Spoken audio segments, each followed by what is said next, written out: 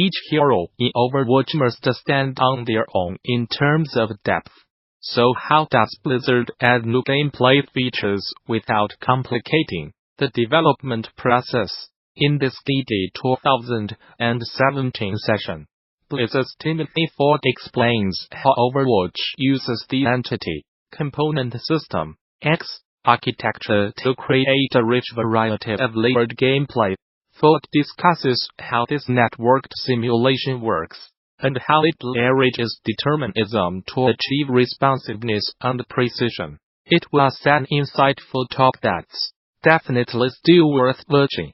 So developers should not miss the opportunity to do so now that it's freely available on the official GD YouTube channel. In addition to this presentation, THEGDC Vault and its accompanying YouTube channel offers numerous other free videos, audio recordings, and slides from many of the recent game developers conference events. And the service offers even more members-only content for DD Vault subscribers.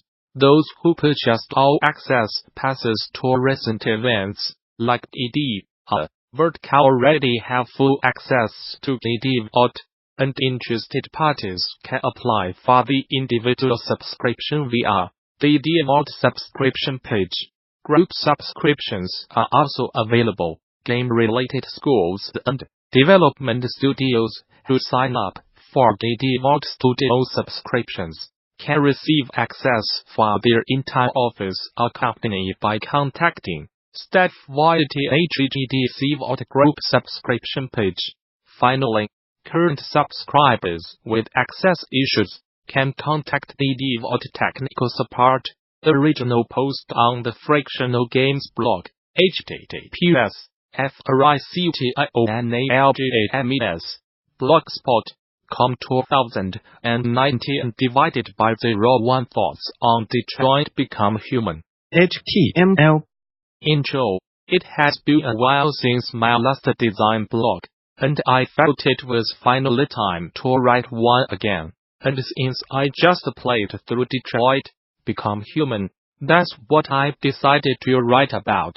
First off, let me say that I quite liked the game. I had issues with how they tackled some of the themes, especially in regards to robots, and felt they could have taken some aspects of the world they created more seriously. What made up for the so-so narrative bits were the production value, such as some very cool environments, and the myriad of exciting scenarios. It's not an easy feat to create scenes that are not just narratively compelling, but also engaging play-wise, especially not in the sort of story that Detroit tells. On top of this, the branching and the choice possibilities in Detroit are insane. It is a lengthy game, taking well over 10 hours to complete, and yet as the story unfolds, there is a constant stream of differences that all depend on your previous choices.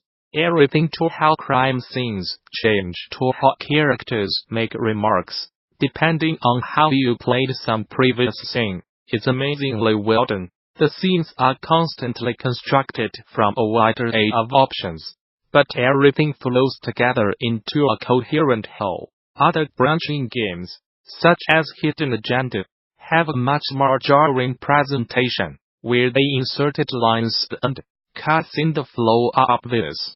In Detroit, flow flaws are basically non-existent, so it is fair to say that production-wise Detroit is quite an achievement.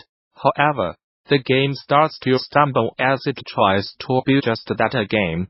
Just like with previous titles from Quantic Dream, Detroit tries to be what is essentially a playable movie. Mixing film and games gives rise to all sorts of interesting design decisions and issues that are hard to see in other games. It is clear that Quantic Dream are aware of the flaws they have had in their previous games, and there are a bunch of new features that try to address these issues.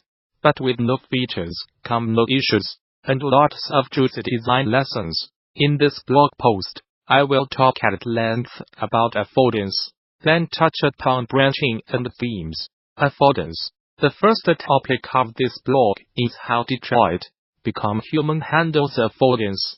The game takes place in one of the most challenging environments there. It's design-wise inhabited real-life spaces. Spaces that contain a bunch of everyday items, such as drawers, pictures, tools, televisions, coffee cups, keyboards, clothes and so on and so forth.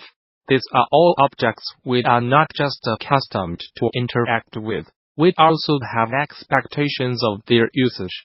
As a player, you need to be able to figure out what objects you can interact with, and in doing so you are constantly battling your ingrained notion of how these objects ought to work. In Heavy Rain, 2010, Quantic Dream's earlier game, the only way to figure what you can and cannot interact with is to carefully check your surroundings and see if an interaction icon pops up.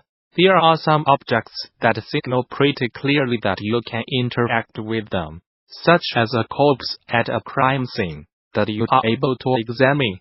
A design goal for a game should be to be able to use your intuition to figure out what sort of items you are to be able to interact with, but the Heavy Rain never lets you train that intuition. Obvious objects are more an exception than a rule, and thus the player's optimal strategy ends up being doing a brute force search of the room to try and locate all the HOTSPOTs. So why is this bad?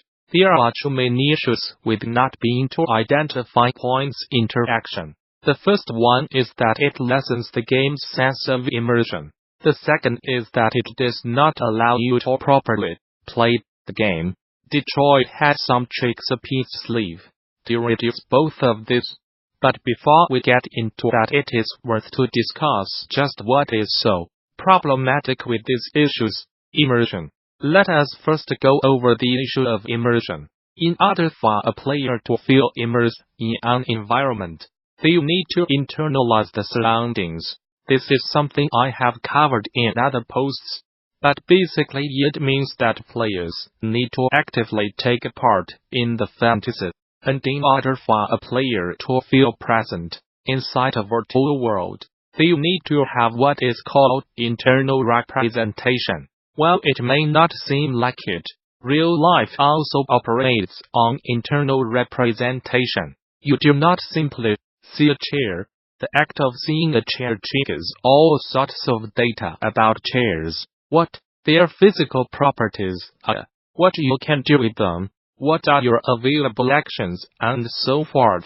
All of this combine into the actual sensation that there is a chair in front of you. Here comes the issue. If you play a game where looking at a chair lacks any situational data, the player's mental representation is empty.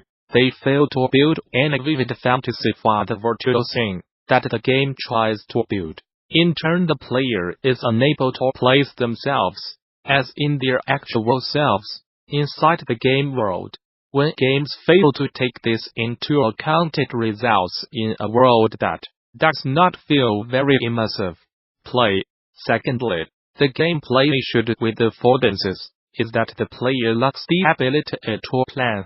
I have gone over player planning, and while it is so important for good gameplay in a previous post, but let's do a quick recap. We do not play games by just reacting to stimuli that the games send our way. Instead, most of the gameplay takes place inside our heads. We survey our environments, go over long and short-term goals, and decide what set of actions are the most optimal to reach set goals. The longer and more accurate plans a game allows the player to make, the better it will feel to play.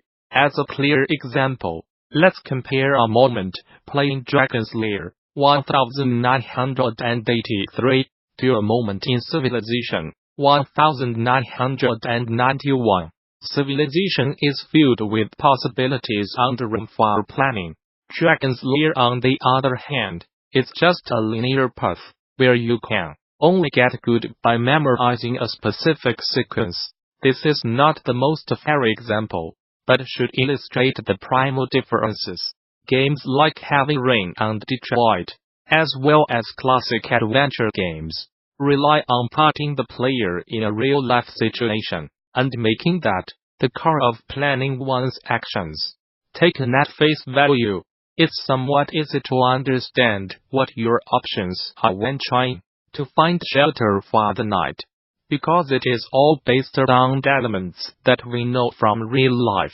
It's much harder to know what to do during a laser-wielding vampire-backed robot attack. The issue is that the real world is incredibly complex, and the game cannot possibly recreate all the alternatives that a person could think of.